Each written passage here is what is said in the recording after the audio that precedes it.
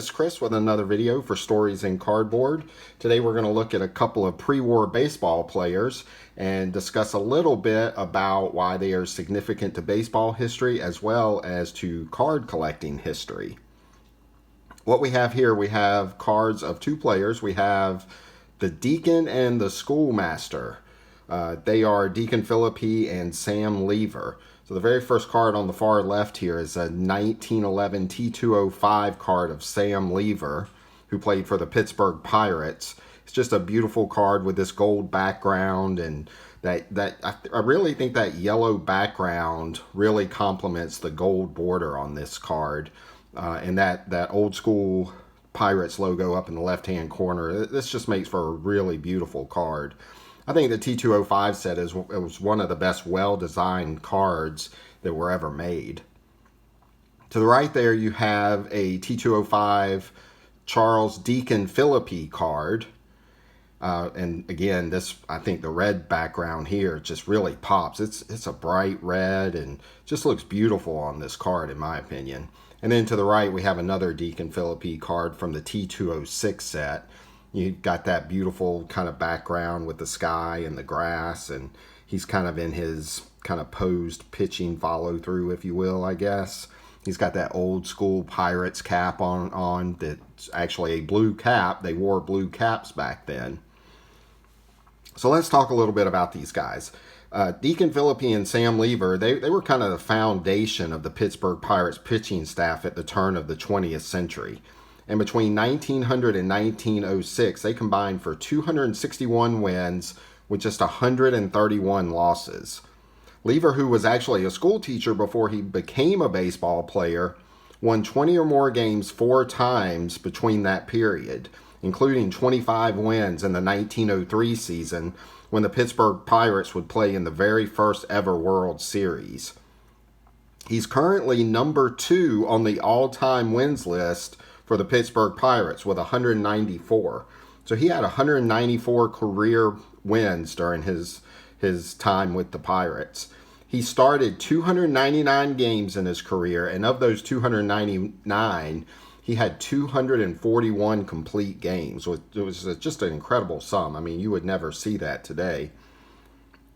Now, Deacon Phillippe, he finished his career with 189 wins and just 109 losses. He pitched a total of 289 games, and of those 289, 242 of those were complete games. Now, as I said earlier, the Pirates played in the very first ever World Series in 1903. They went up against the Boston Americans, who were led by the legendary Cy Young, he was a winner of 28 games that year himself. Now, Deacon Phillippe would actually be called on to go against Cy Young in the very first game that was ever played in the World Series. Now, in Game 1, Phillippe would strike out 5 of the first 7 batters he faced, and his final line for the game would be 10 strikeouts with no walks, and he got the win with a 7-3 complete game, making him the very first winning pitcher ever in a World Series game. So I think that's just really a cool little bit of information, and a pretty good reason to pick up a card of this guy. It's just, I think it's cool to have a card of the guy who won the very first game as a pitcher in a World Series. Now, normally the Pirates would feel pretty good going into Game 2. They were up 1-0, and they had 25-game winner Sam Leever, who was scheduled to pitch. But unfortunately, Leever had injured himself in a trap shooting incident late in the season, and he had actually injured his pitching shoulder, so he was kind of in bad straits. And if that wasn't bad enough, all-time great Honus Wagner was dealing with a leg injury as well. Now, in Game 2, Leever only pitched 1 inning, and his shoulder was really just bothering him, and they pulled him, and Pirates ended up losing Game 2.